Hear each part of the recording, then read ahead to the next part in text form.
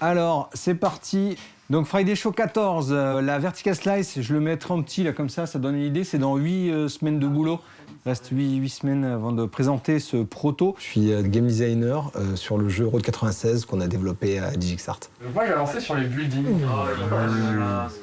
Ah, ça, c'est bon, ça. Je supervise un petit peu tout ce qui va se passer dans le jeu. Je vais essayer de gérer le graphisme, l'animation, l'histoire, le scénario pour que tout ait un sens, en fait. Tu vois, là, il est bien placé. Mais je suis quasi sûr que c'est parce qu'en fait, il se déplace pas.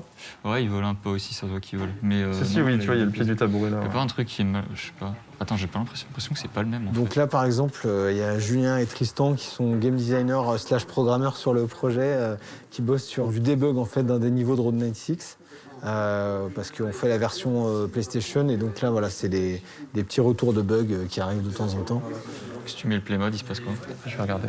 Et en fait, l'idée du game designer, c'est que c'est une ou plusieurs personnes qui vont être chargées de réfléchir aux règles du jeu, aux mécaniques en fait. Qu'est-ce qui va faire que le jeu est ce qu'il est? Comment est-ce qu'il fonctionne? Comment ça marche? Comment on joue? Ça va aller s'étendre aussi à ce qu'on va appeler le feedback. C'est-à-dire comment est-ce qu'un joueur ou une joueuse va comprendre quelque chose? Qu'est-ce qui va faire que ça fonctionne? Est-ce que ça va être du son? Est-ce que ça va être des vibrations? Est-ce que ça va être tout en même temps? Maintenant, comme il y a la touche de course, en fait, tu peux vraiment... Ouais, tu peux speeder comme ça. C'est pas mal en vrai. Un game designer, c'est vraiment quelqu'un qui est au centre du jeu et qui va réunir les animations, l'art, les dialogues, la musique. C'est vraiment la personne qui va assembler le jeu. Après là, et après, normalement t'arrives là, tu montes à pied, là on te laisse là, et tu montes à pied jusqu'au col. Arriver à la frontière. La Road 96, principalement, c'est l'histoire d'un pays qu'on a inventé, en fait, qui s'appelle Petria, qui est en forte crise et dont le seul espoir pour les jeunes est de partir de ce pays. How far are you from the border? Be careful with the people that give you a ride. Chaque jeune qu'on va jouer, tour à tour, va essayer de quitter ce pays, de se rendre à la frontière qui est au bout, qui est dans la montagne. Et on raconte toute cette histoire qui devient de plus en plus profonde, entre guillemets, avec des sujets assez sérieux.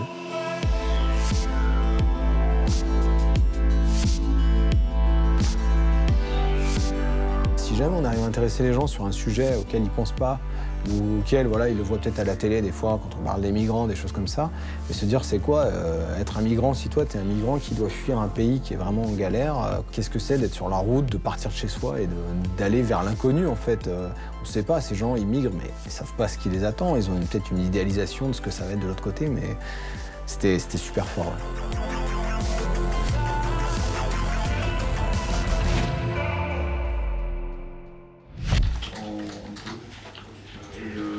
C'était le 20, c'est ça, tu m'as dit? 20 exemplaires? Je voulais faire du son pour les films, j'adorais tout ce qui était sound design, mixage, prise de son. Et alors moi, je suis arrivé vraiment par hasard dans le jeu vidéo. En fait, je suis arrivé à Montpellier et j'ai cherché à bosser pour des films ou des projets comme ça, multimédia. Et en fait, il y avait Ubisoft qui était là, mais c'était tout petit. Et il fallait faire des sons pour un jeu qui est devenu Beyond Good and Evil, qui est devenu connu après. De fil en aiguille, de projet en projet, je suis devenu un peu plus que sound designer. Je suis parti à Singapour sur Assassin's Creed. Il y avait plein de studios en fait qui travaillaient en même temps sur différentes parties du jeu. Nous, c'était la partie navale, il fallait créer les bateaux. Et donc sur Assassin, il y avait une douzaine de game designers rien que pour la partie navale du jeu, qui était une petite partie. Et ensuite, de retour à Montpellier, j'ai fait un projet qui s'appelait Soldat Inconnu. Et là, cette fois-ci, je gérais tout le projet au niveau créatif. Donc je me suis dit, bah, c'est super, en fait, j'y arrive. C'était un petit jeu qui a eu un certain impact. Donc à ce moment-là, j'ai proposé à mon épouse Anne-Laure de fonder justement DigixArt en se disant qu'on allait aborder n'importe quel sujet. Et plutôt des fois des sujets de la vie réelle. Il y a plusieurs manières de créer des jeux vidéo. Et suivant la taille de l'équipe, suivant le jeu qu'on a envie de faire, ça va être soit une énorme équipe pour faire un gros jeu comme Assassin, soit une petite équipe de 10-20 personnes où chacun va avoir en fait plusieurs rôles. En fait, level designer, game designer, architecte, presque graphiste des fois, hein, genre on va habiller ça comment. Donc c'est très différent suivant les studios.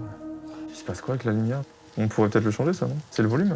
Potentiellement, changer carrément la light. Quand on travaille avec des gens, en fait, c'est super important d'écouter les idées des autres et de faire en sorte qu'on trouve un moyen pour que tout le monde ait sa part de choses à dire, quoi. C'était le doubleur de Stan qui avait trouvé cette explication, et en vrai, je trouve qu'elle est plutôt pas mal. Tout le monde ici fait du game design, plus ou moins en fait. Par exemple, prenez un artiste, lui, s'il fait une composition visuelle pour un niveau, il va devoir essayer de mettre en valeur justement les éléments importants.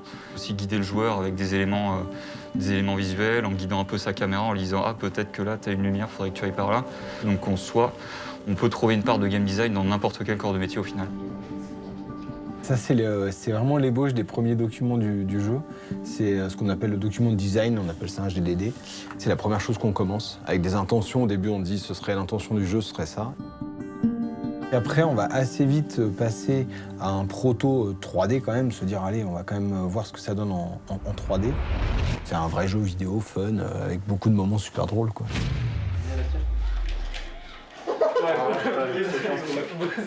Il m'a donné chaud. C'est dommage, Nous, le studio, il a une moyenne d'âge très jeune parce qu'on prend souvent les gens à la sortie des écoles et en ayant cette jeunesse, on garde toujours le côté frais et de se dire ouais mais qu'est-ce qui se passe en ce moment? Est-ce qu'il n'y a pas un truc qu'on n'a pas vu parce qu'il sort énormément de jeux chaque année? Donc il faut toujours être aux aguets pour ça. Ah oui, là j'ai des difficultés bonus. Ah oui. ça fait son petit effet. Ça débouche. On est tellement fort en France sur le jeu vidéo qu'on a beaucoup plus d'écoles que dans tous les autres pays.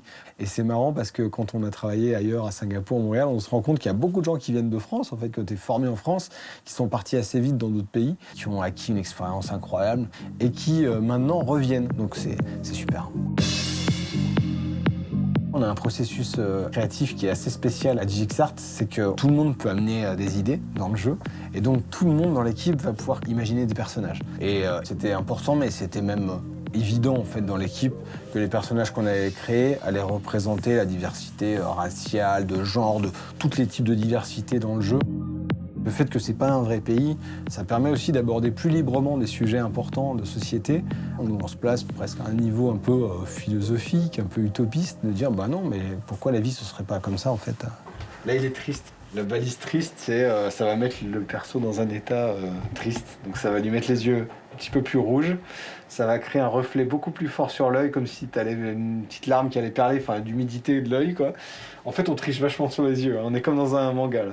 Dans Route 96, on avait envie de faire quelque chose qui est jamais pareil pour les joueurs. Donc il y a plusieurs choses qui sont procédurales.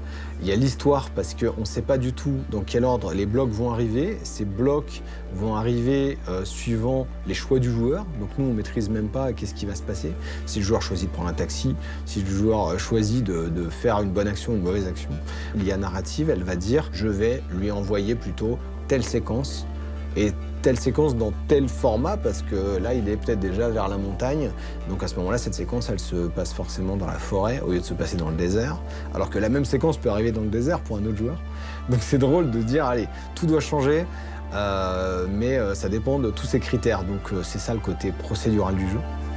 Vas-y, si tu veux remettre la première page de Steam. On est en première page de Steam. C'est bon, à côté de ADF, Cyberpunk, Disco Elysium, on est pas mal.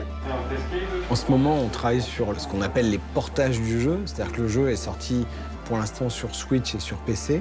Et là, en fait, on est en train de travailler avec Microsoft et Sony pour le sortir sur PlayStation et sur Xbox.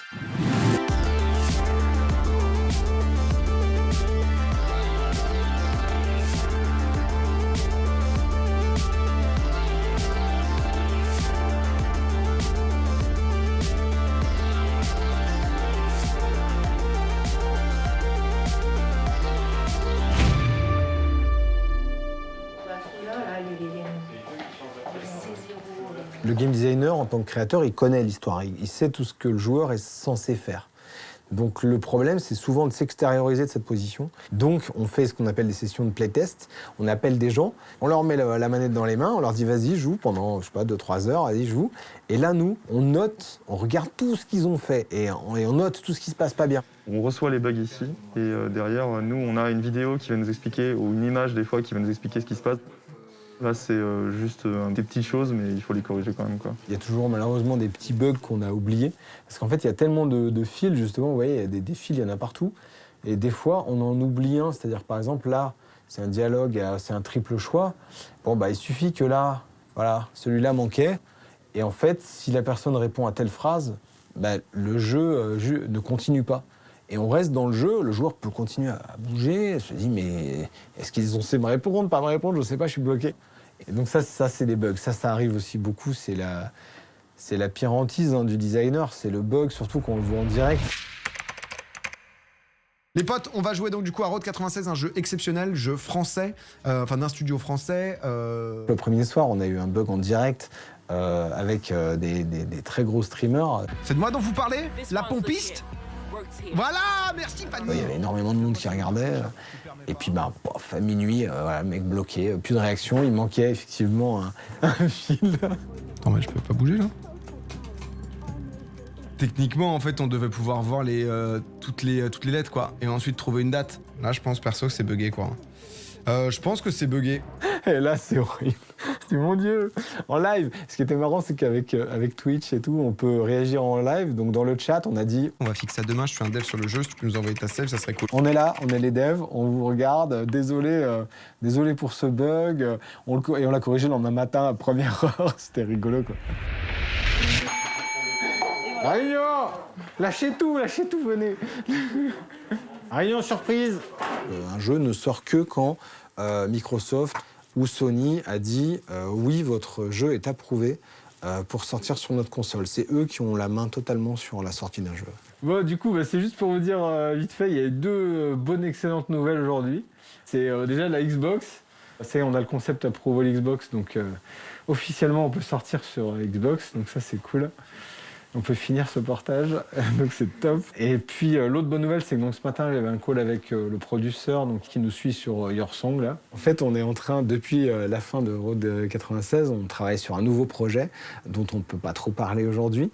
Le nom de code, c'est Your Song. Et voilà, ce jeu-là, on a fait un premier prototype qu'on a présenté à notre maison mère, Koch Media. Et là, on a eu le premier retour aussi ce matin. Je lui dis alors, vous allez jouer le prototype, qu'est-ce que vous avez pensé?